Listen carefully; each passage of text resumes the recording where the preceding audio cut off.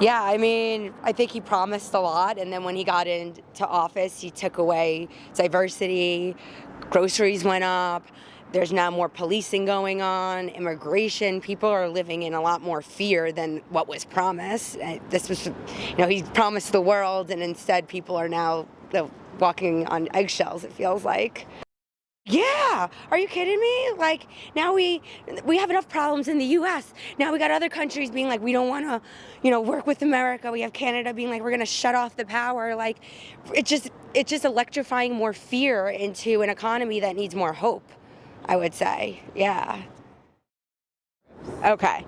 So yeah, I just think that having tariffs, it's not good for trade, and he's not promoting the economy in any regard for the working class or anybody aside from the upper 1%. So Everybody that was all for Trump and now they're turned off by him, like, what did you think he was gonna do?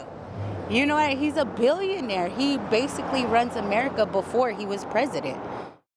Trump imposed those tariffs. He said it was going to be a little pain. And you notice some of the prices going up, food prices going up. He did make those promises that food prices would go down before he entered office. And now he's switched over and said that, well, it's going to be a little pain and it's hard to bring food prices down. So it's hard to believe what people are saying. It seems like to me that some politicians and businessmen / politicians will say anything to get in the Oval Office. And once they're there, they never seldomly keep their promises. So that's the deal. His approval for handling of the economy shows its sharp decline from the start of his presidency, and that is unsurprising since many Americans who elected him really wanted him to do something about the high prices that they experienced at the store. And his agenda so far has been focused on other things. And in fact, many of his agenda items would actually raise rather than lower prices. I think a large number of Americans are now making the link between tariffs and higher prices on those goods that are coming into the country that now face this extra tax.